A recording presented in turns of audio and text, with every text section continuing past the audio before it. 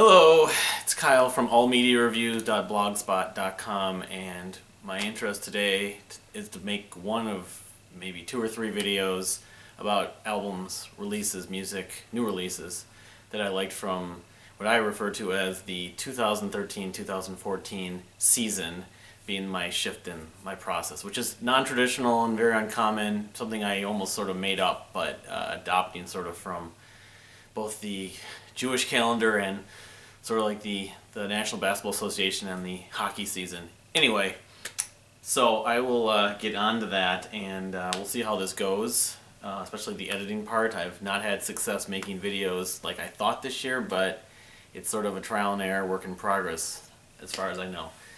So I posted my list, and it's linked. It should be linked in the videos I'm going to be posting, in the descriptions rather. But I'll just kind of go over it. I have a board here which just so I don't have to like try to think and not remember them. So counting down from 21, I'm just going to do like half of them on this video. 21 is a local Minnesota band called the Dink Old Trio, which features now 2 members of the local Minnesota, where I'm from, progressive rock band Bryce plays drums. The album's called Rise and Shine, and I could describe it as it has similar elements to Bryce plays drums, but it's also more folky, cabaret, acoustic, and it features a lot of trumpet and more kinds of vocal harmonies and vocal styles. They have the lead singer from Bryce plays drums, Michael Higgins, sings lead on most of the songs. The first track, Sodally, probably being maybe the most well known, but his brother Rob, who's the bass player, plays a lot of upright bass, leads on some songs, and also there's this other guy, the trumpet player, whose name is escaping me at the moment, but he sings, and he reminds me of a little bit of the singer from Gogol Bordello. So the Dink Old Trio, Rise and Shine, one song, I think the last song, called like The World's End, very much in the kind of Bryce vein. It has some changing time signatures and quite a headbanger of sorts, if you want to call acoustic music that. So, all right, number 20, band from England called Archive put out an album that was a soundtrack to a movie called Axiom. Not a very long record, but still a good record, very thematic, very soundtrack-like. Go figure. The title track, namely, is probably my favorite part of it. It's very moody, has like a hook to it. It's about 11 minutes, about 5 minutes in, the hook kind of crescendos, and but Archive are a band who's been pretty prolific the last few years, last 5-6 years, ever since 2009's Controlling Crowds, and they're doing sort of a style of trip hop. I mean, it's sort of progressive rock also, but anyway, I think it's one of their better records, although they haven't put out too many bad records, actually. And they're supposed to be putting out another record in early 2015, in January, actually. So it's great to see. The new record, actually, there's a few songs that have already been released online, and I wouldn't be surprised it's similar in a lot of ways. So number 19 rather, Big Wreck, the second comeback LP from Big Wreck. Big Wreck, probably most well known for being a Canadian band in the late 90s who toured with some well-known groups, namely Dream Theater. The Dream Theater fans got to know them. And their album's called Ghosts, that just came out this year. They put out another record a couple years ago, I'm blanking on the name, which was kind of, I don't say forgettable, but I didn't really spend that much time with. But this record got a lot more buzz than that record, and I think it probably turned out a little bit better. It's a long record, but there's 5 or 6 tracks on it that just, the groove, the Led Zeppelin groove, and the riffs and some of the vocal harmonies. Making Friends, I think, is the track that I think I like the most, but after revisiting it, there's 4 or 5 others. If I had my copy right in front of me, I would probably just rattle them off, but I don't have them. I didn't write enough notes down for this attempt at a video, so. But I definitely would endorse it if you know of Big Wreck. Is it prog rock? Not exactly. It's sort of blues rock, grungy blues rock sort of, but very kind of experimental, or I don't know, you might compare them to a little bit to Mastodon now, but that's a stretch. You know, they were around before Mastodon, but anyway, really good record, and I'm continuing to enjoy it. Very good energy record too. Most songs have a really good energy to them.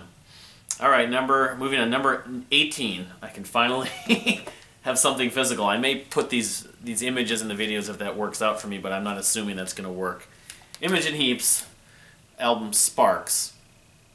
It's, I believe, her, let's see, fourth solo record, but the first one since 2009's Ellipse. And 2009's Ellipse was not, it wasn't a terrible record. It just, I loved her previous record, Speak for Yourself, so much that I was a little disappointed in it. But this album I found myself not being disappointed in. It was released actually the same day as another record on my list that I'll probably mention later, but which obviously that tells you that record I liked a little more, but the two of them are pretty close, and I would say that there's not a bad song on here. There's a lot of experimental songs. She released a bunch of singles over many years, since 2009 really, and this is sort of the accumulation of that. Including getting the fans involved, having them send sound samples and sound effects and stuff like that. One of the most experimental tracks, I would say, as I wrote in my blog, is Cycles. No, The Listening Chair. The Listening Chair, that one is one that you'll probably discover new things every time you hear it. And I guess that was the adaptation, among other things, of her sitting in this chair wearing these gloves and manipulating tones and textures and frequencies. There's probably videos on it online on YouTube or on her site that goes way in depth that I haven't gotten around to watching. I remember seeing just little clips of it at one point, but I never spent the time, sadly.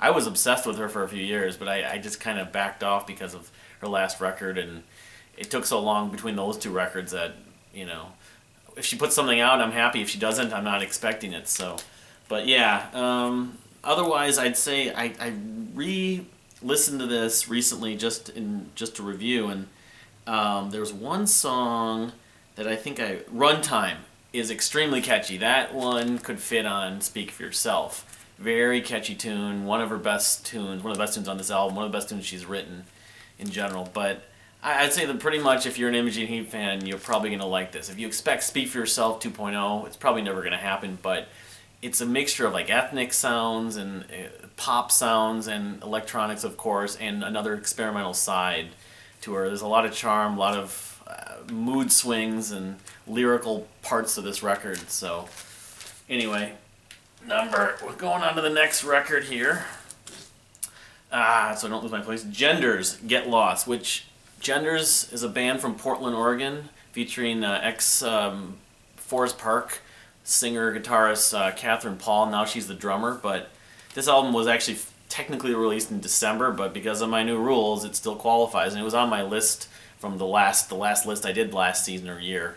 But it's a good record. It's a kind of a dreamy post-rock power pop record. Golden State, I think, would probably be my favorite track on it. But there's a bunch of other ones: Twin Peaks, Technicolor Vision, Atlas Moth, Sugarcoat. I just remember it's not a real long record, and they're actually working on new music. They were thinking about putting out an EP for Black Friday, but it'd probably come out sometime next year if it's not a full length. But for a debut record, I really liked it. If you like Warpaint, they're a band definitely to look into, or just you like, you know, dreamy post rock of sorts. So, and it's cool that they got the male-female dynamic. They have a female singer who's also a guitarist, and then they have two guys in the band. So, and Catherine's a great drummer. So, Genders, Get Lost. There's a lot of great music out in Portland. I discover new bands, it seems like every year. So after Genders, going down the list, I want to make sure it's a band called Clone, or a project actually called Clone, which is Ben Cooper from Radical Face and Electric President, and a guy named Richard something. I'm blanking on his last name. But it was a project long time, many years in the works, and it's on YouTube. The whole thing you can stream, you can download it on the site. It's Project Clone, I think it is .com. But stylistically, it's a lot of it's very thematic, theatrical, electronic elements. I mean, it does remind me of Radical Face at points, naturally, because Ben does a lot of the vocals and a lot of the kind of dynamics, but it's more theatrical, more cinematic, more story based, I guess you could say. And it has a lot of emotional sides and lyrical parts about clones. I guess I need to listen to it more and more, but it's one of those things, if you get into it, you may want to just start to take in more elements of it, mainly the concept or story behind it, because it's just called Clone. But I was thinking down the road here that it may end up being one of, if not my favorite record from this year, from this time frame, this season, just because there's the ambition level is just of like the River Empires or some of these other big concept projects. I don't know whether it's going to have a future, if it's a one-off thing, or they may do more with it in the future. So, but in the meantime, it's 1 hour long, so it's not short because there's 6 acts. But I definitely can see myself listening to it a lot in the future, just because there's so much to take in. All right, so going on. Next is Bryce Plays Drums. I talked about the Dink Old Trio. Bryce Plays Drums put up their 3rd LP. It's called Progtagonist. And their last record from 2012, Man the Animal Cannon, was number 3 on my list. Number 2, number 3, I forget. But it was an excellent, addictive album. And this album is pretty good. I didn't quite get into it as much as that last record, but I can't say I'm upset or I fault them for doing some different things. The first track is like 9 minutes, Sisyphus, Sisyphus. Sounds in a lot of ways similar to some of the stuff from Man the Animal Cannon, so naturally I would say that's my favorite track on this album. It has like a almost Santana groove to it in the crescendo. But there's some like other sides more subtle than some of the stuff off their previous albums. There's some new elements of like Middle Eastern sounds, like on Ramses. The last track, When Lions Meet Bears, almost sounds like something that the Grateful Dead would do, or very jam band inspired. But they will tell me, at least, as I wrote in the blog, they wrote it influenced by Yes. But I would say, and it's only 6 tracks. Well, Man the Animal Cannon only had 3 songs. The songs aren't as long as all the songs on Man the Animal Cannon were like 12 to 15 minutes. The longest song on this album, I believe, it's either that or Ramses. I think Ramses is the song I think has the Middle Eastern element. It's only like 11 minutes. So as a whole, the songs aren't as long. Maybe sort of it's a little less is more for Bryce Plays Drums, but still a very good third LP. And their keyboard player, unfortunately, that's on this album left, but they have a new guitarist. So we'll see what the future leads to with them, but they're still active, thankfully. And plus the guys, the two brothers, the singer Michael Higgins and the bass player Rob Higgins, are in that other band, the Dink Old Trio. So Minnesota's got a lot of good music going on. All right, moving on to the next record, Nomia. Nomia is another local band. You notice I do like my Minnesota music. I noticed it, but this album, it's called Iron Rust, is their debut record. And they're a post-rock band, heavy post-rock band from Minnesota. This, like a few other records on my list, on the end of season list, was a long time in making, like the Clone record, rather, I was thinking of.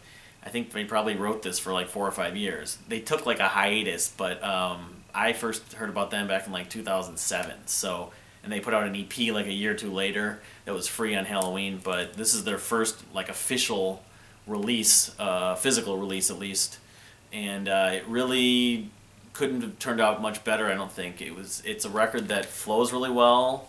It's very heavy at times, but not extensive. It's not indulgent. I mean, I would say if you are a fan of groups like Russian Circles or Long Distance Calling or some other bands I'm not even thinking about, it's sort of in that vein. But Shelter Red is another one. I would say that it's not traditionally as overtly post-metal. It just is, they like to use a lot of riffs, but they use more dynamics, and they don't use the nature guitar sounds that Russian Circles seem to be now in love with, that sound like they're sounding more like Explosion in the Sky than like their debut album. But this doesn't have any of that to me. There's a little piano on one song, some chanting, but overall, it's a record I would not skip a song.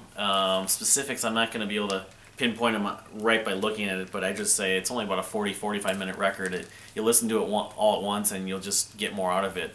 And not necessarily songs so much, but just the whole record. That's what I found. So, all right, moving on.